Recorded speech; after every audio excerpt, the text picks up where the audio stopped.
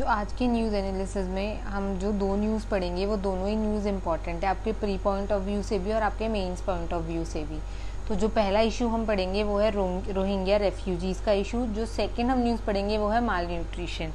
तो जो हम रोहिंग्या इश्यूज़ पढ़ेंगे वो हमारे इंटरनेशनल सिक्योरिटी से रिलेटेड है, तो आपके वो उसी में आएगा और इससे रिलेटेड क्वेश्चन भी आए हैं प्री पेपर में और सब में।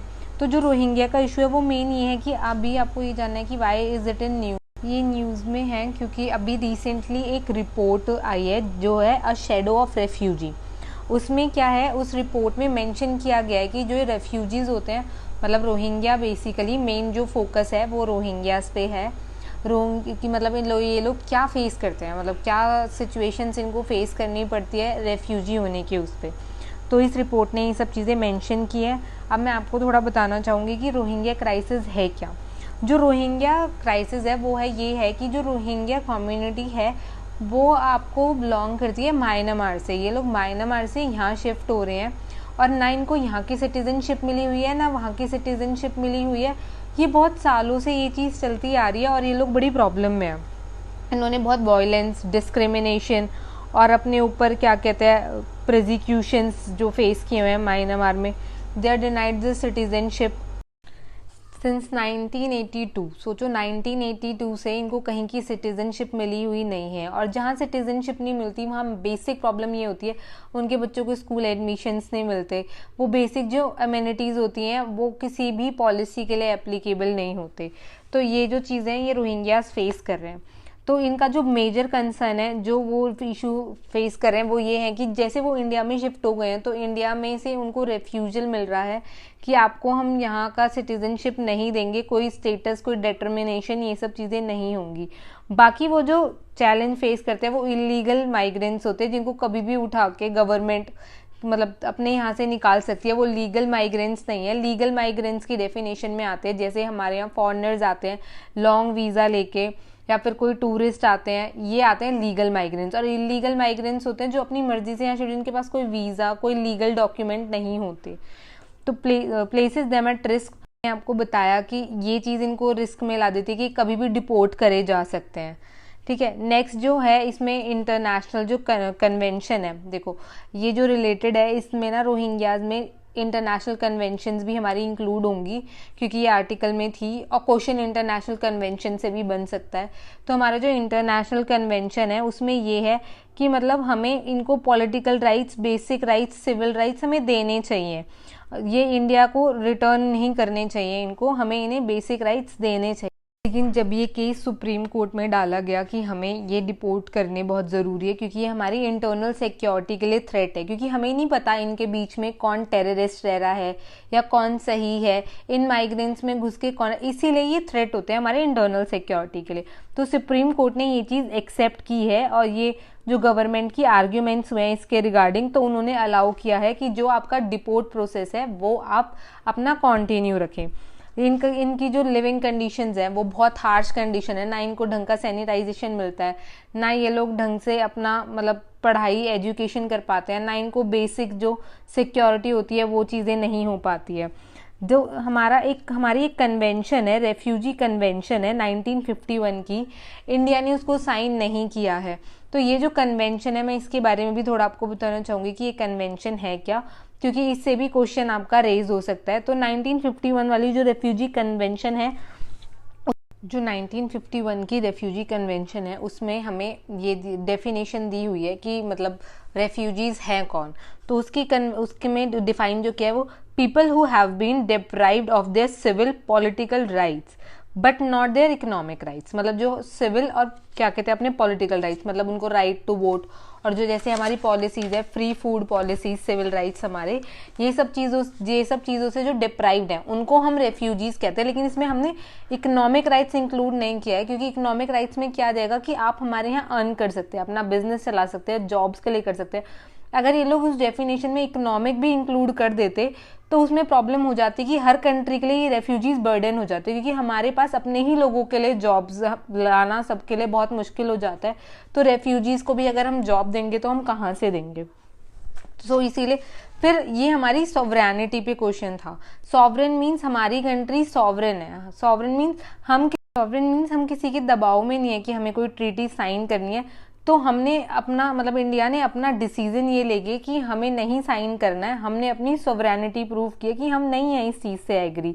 फिर हमारे पास लिमिटेड रिसोर्सेज है, आपको पता है कि हमारी कंट्री कितनी वास्ट है, हमारी पॉपुलेशन कितनी ज़्यादा है, हम अपने ही लोगों को सिविल राइट्स ढंग से प्रोवाइड करने के लिए कितने वो करते हैं, स्कीम्स और ये सब चीज़ें लागू करते हैं, फिर भी वो चीज़ें कितनी हद तक एप्लीकेबल नहीं हो पाती है।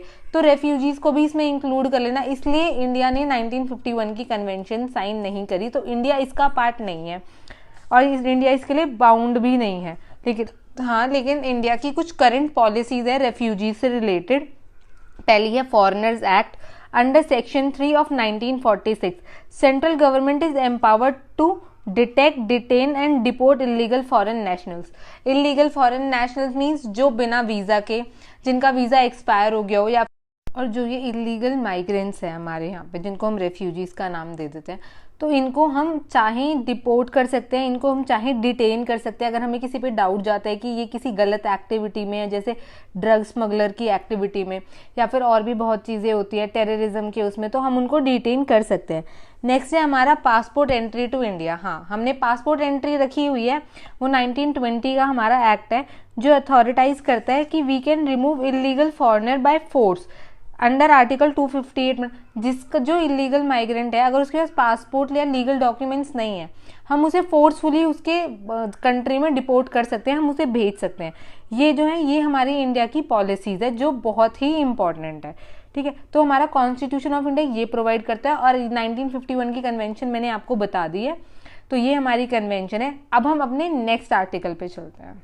सो नेक्स्ट जो हमारा आर्टिकल है जो इम्पॉर्टेंट है वो है माल न्यूट्रिशन। माल न्यूट्रिशन आपको बताइए, जहाँ हमारे बच्चे बहुत ज़्यादा वीक होते हैं, इस पर गवर्नमेंट ने बहुत सारी पॉलिसीज़ ला रखी है। तो इससे रिलेटेड हमारे बहुत सारे क्वेश्चन बन जाते हैं कि इसके अंडर क्या क्या स्कीम्स आती हैं। इससे 2018 में मेंस में भी इससे क्वेश्चन आया था कि इस पर कमेंट करें। तो कमेंट मीन्स आपको जो भी इसके बारे में पता हो वो आप कर सकते हैं। ठीक है, तो ये हम पढ़ते हैं। ये न्यूज़ में क्यों है? ये न्यूज़ में इसलिए है क्योंकि Odisha high court directed the state government to draw action plan.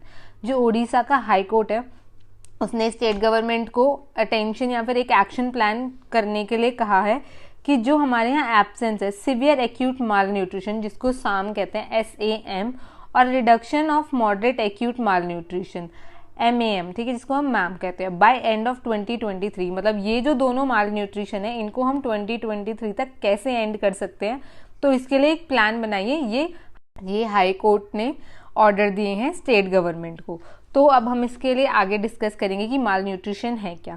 Mall nutrition basically हमारे लिए ये है कि जो डेफिशिएंसी होती है, ठीक है, न्यूट्रिएंट इनटेक की बच्चों के अंदर या फिर मदर्स के अंदर जो बढ़ देती है बच्चों को, उसको हम माल न्यूट्रिशन कहते हैं। ठीक है, double burden of mall nutrition consist of both. Mall nutrition दोनों को मतलब अपने अंदर कंसिडर करता है। एक जो बिल्कुल वेट गेन नहीं करता बच्चा, मतलब जो बिल्कुल न्यूट्रिशन से डिप्राइव्ड है, और एक जो ओवरवेट है जिसने न्यूट्रिशन लिया है लेकिन वो इतना ओवर ले लिया है कि वो भी हेल्थ के कंडीशन में ना हेल्दी में हम उसको नहीं कह सकते।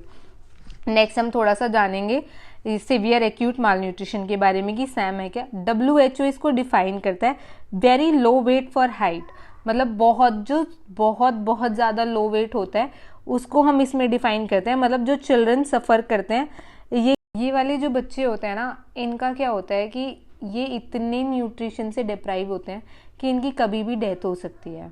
इनको इतने मतलब ये लोग, इनका इम्यूनिटी पावर इतना वीक होता है कि ये लोग सर्वाइव भी नहीं कर पाते और बहुत जल्दी कांटेक्ट में आ जाते हैं डिजीज़ेस के, जिनसे मतलब जैसे ट्यूबरक्लोसिस हो गया या फिर कोई भी बीमारी जो कम्युनिकेबल हो, उसके कांटेक्ट में ये बहुत जल्दी आ जाते हैं। और उसमें ये इनका इम्यून इतना वीक होता है कि उन बीमारियों से ये नहीं लड़ पाते।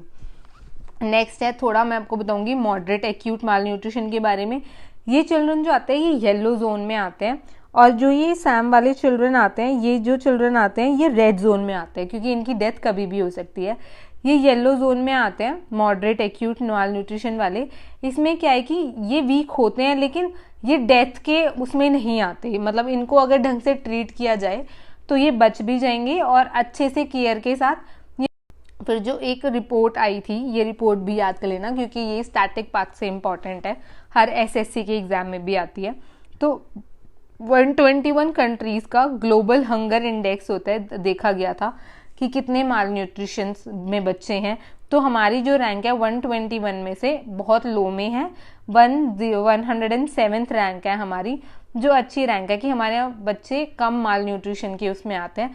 जो मेन 2 स्टेट हमारे आते हैं इसमें लाइमलाइट में, वो है यूपी एंड बिहार। उत्तर प्रदेश और बिहार, यहाँ थोड़े ज़्यादा ये माल न्यूट्रिशन वाली चीज़ें देखी जाती है। नेक्स्ट हम थोड़ा सा बात करेंगे कि क्या क्या इनिशिएटिव्स लिए गए इस चीज़ को कम करने के लिए, माल न्यूट्रिशन को कम करने के लिए। हमारा पहला स्टेप लिया गया वो था पोषण अभियान। पोषण अभियान में इंश्योर किया गया कि माल न्यूट्रिशन फ्री इंडिया बनाएंगे हम 2022 तक।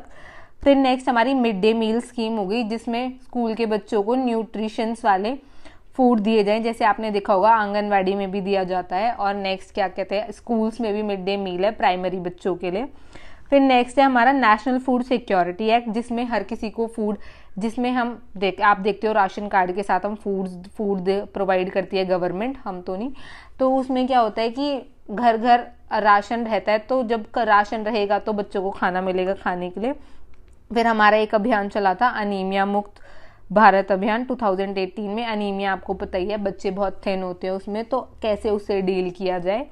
फिर नेक्स्ट है हमारी प्रधानमंत्री मातृ वंदना योजना। इसमें क्या था कि इस योजना में जो प्रेग्नेंट लेडीज हैं उनके अकाउंट में डायरेक्ट 6000 रुपीज़ जाते थे, ताकि वो अपनी डिलीवरी के लिए अच्छी जगह जा सकें और थोड़ी सी अपनी केयर कर सके खाने पीने से लेके। और इवन आंगनवाड़ीज़ में अगर आप देखें तो अगर नाम लिखा होता है तो मदर्स के लिए इंजेक्शंस, फ्री इंजेक्शंस, ये सब इसीलिए रखा गया ताकि जो पेट में बच्चा है वो पैदा होते टाइम माल न्यूट्रिशन से पैदा ना हो। तो ये थी आज की न्यूज़। ये 2 आर्टिकल्स बहुत ज़रूरी आर्टिकल्स हैं जो आपके प्री प्लस मेंस दोनों की साइड से इम्पॉर्टेंट है। तो आज यही आर्टिकल्स इम्पॉर्टेंट है। इनसे इनके जो रिटर्न नोट्स हैं इंग्लिश में, ये मैंने आपको लेमैन लैंग्वेज में समझाए ताकि आपको समझ में आ जाए कि इनका कंसेप्ट क्या है। अब मैं इनके नोट्स अपलोड कर दूंगी इंस्टाग्राम के पेज पे, तो वहाँ से आप नोट्स अपने ले सकते हैं, या तो मैं एक टेलीग्राम चैनल में ला लेंगे जिसमें आप PDF फॉर्म से ले सकते हैं, लेकिन अभी तो नहीं, अभी मैं फ़ोटो ही अपलोड करूँगी इंस्टाग्राम पे और आप वहाँ से ये नोट्स उतार सकते हैं। दोनों के बहुत डिटेल में इंग्लिश में नोट्स हैं, मैं समझा हिंदी में सकती हूँ, लेकिन नोट्स मैं इंग्लिश में ही प्रोवाइड करूँगी। बाकी आज रात तक आपको हरियाणा PCS के एनालिसिस की भी वीडियो मिल जाएगी, वो भी मैं अपलोड कर दूंगी, उसका एनालिसिस हो गया है कंप्लीट। बाकी कल हम नेक्स्ट न्यूज़ एनालिसिस डालेंगे और 1 से हम अपनी बेसिक NCERT स्टार्ट कर लेंगे। Thank you so much.